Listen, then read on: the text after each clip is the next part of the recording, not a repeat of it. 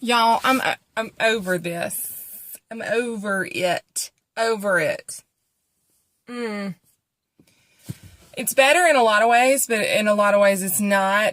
It's just really stiff. I mean, I have mobility, but it just hurts. Like, it aches. I talked to my mom yesterday. My mom is a physical therapist, and so she worked for a part of her career in sports medicine, so I feel like she was a good avenue to talk to. And, as it pertains to injuries, because I don't think I tore any ligaments. That's what I'm saying, because it is getting better. But pain should be your guide. If you've injured yourself, pain is your body's way of saying, stop, we're not supposed to do that. That doesn't feel good. Something's wrong. Pause, time out. So, I try to live by that. And with my hand, she was saying, with a sprain or a break, it's about 4 to 6 weeks that you're talking about immobilizing it. So that's my plan, and I'm just going to continue with this protocol. I really don't feel like I need to go to the ortho or anything like that. So, I mean, it is getting better, and I mean, it bent back this way. I mean, that's not normal. It's not supposed to go that way, so it's going to hurt. It's frustrating, though. It's really frustrating because I'm not the type. I cannot be slowed down, and I cannot be bothered with things to slow me down in my life. I got things to do. I got places to be. And this is slowing me down in a lot of ways. If it was my left hand, I remember when I broke this one, and like that slowed me down about this much because it was my left hand. It's not my dominant hand.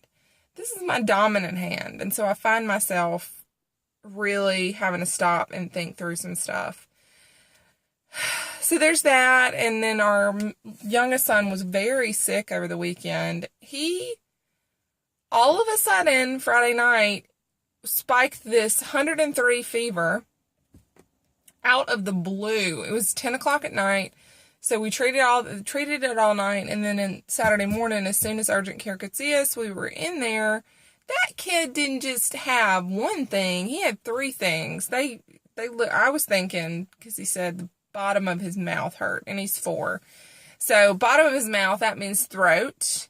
He had the high fever. He'd already said his head hurt, and his breath smelled like the back of a garbage truck. If you've ever been behind a garbage truck, that smell, to me, that's my cue. We're dealing with strep. Like, every time. It smells like rotting garbage. It's disgusting. Very unique smell. So I knew most likely we had strep. That's what I was expecting. What we got was, he looked in his mouth, and he saw swollen tonsils.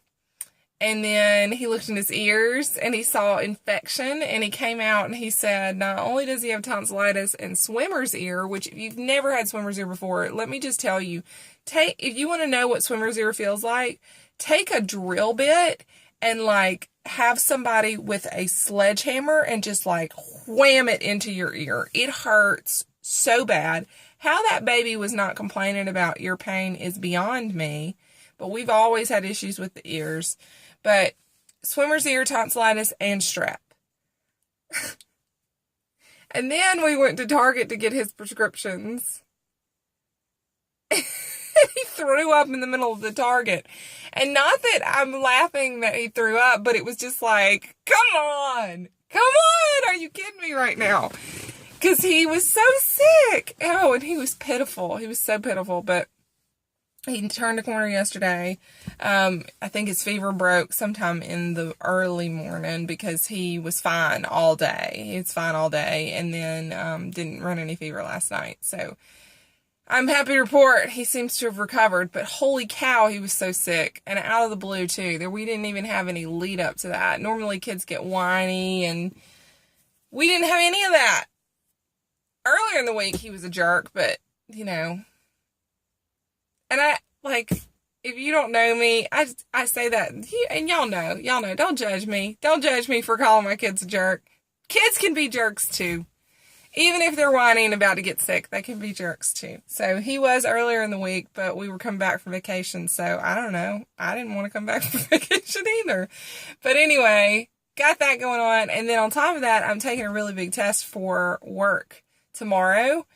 And this material is so hard. It is in the same, I mean, I do this stuff for a living, but when you put it in textbook terms and so it's so hard. So I've been studying feverishly for this thing for about, I would say feverishly, like every waking minute that I'm not doing other things, I'm studying for a full-on week. And I've been studying, off and on, reading and, absorbing the content for about a month. But, it's so hard. But that exam is tomorrow. So I studied Saturday, with him being down, got him to rest a lot and studied for 8 to 9 hours consistently. I feel like I'm trying to pass the bar or something. I don't know. It's hard. It's hard. And it all still sounds like Greek to me. So that exam is tomorrow morning, and I am not shy or too humble or too proud to ask for prayers because I don't want to take this thing again. I would rather take it once, be one and done, but we'll see. So that's coming up tomorrow. So my point by all that and telling you is that I feel really overwhelmed right now because not only is all that going on, but there's life. I got 2 other kids. I got a husband. I got a job. I got a house to take care of. It's a lot. I feel very overwhelmed right now.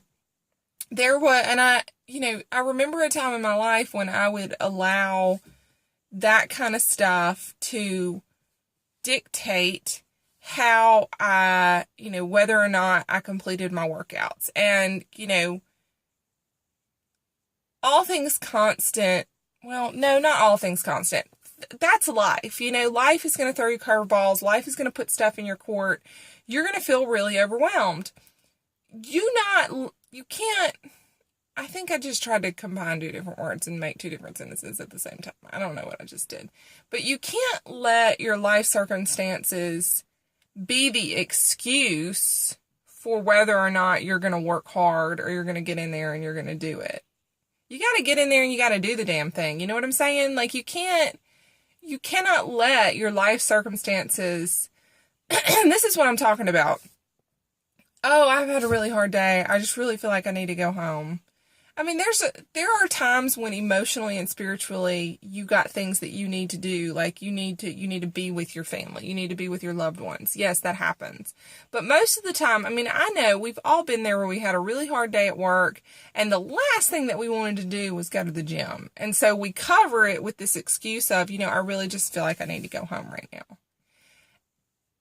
I get it. But also, you're going to feel worse if you've not gotten that workout in. And you know what I'm talking about. I'm not talking about every time, but there are times when you know that you've thrown that excuse over it, and whether it's legitimate or not. As mamas, and I think moms deal with this more than anything, we tend to take it all on ourselves of everything has to get done and we have to be the ones to do it. The house is a mess. The laundry needs to be done. We got to do stuff with the kids. We got to blah, blah, blah, blah, blah. Stop. Just stop, okay?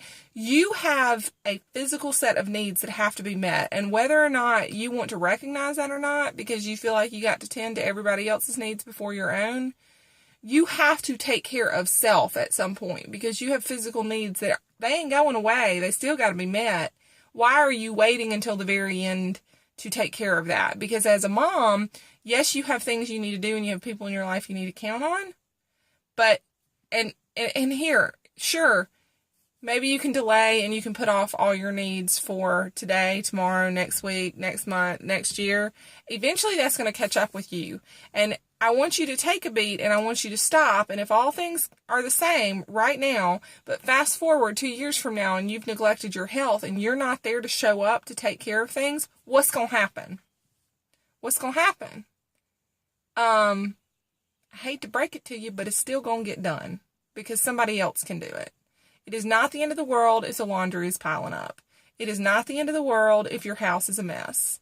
It is not the end of the world. And what I'm saying is you got to take care of yourself.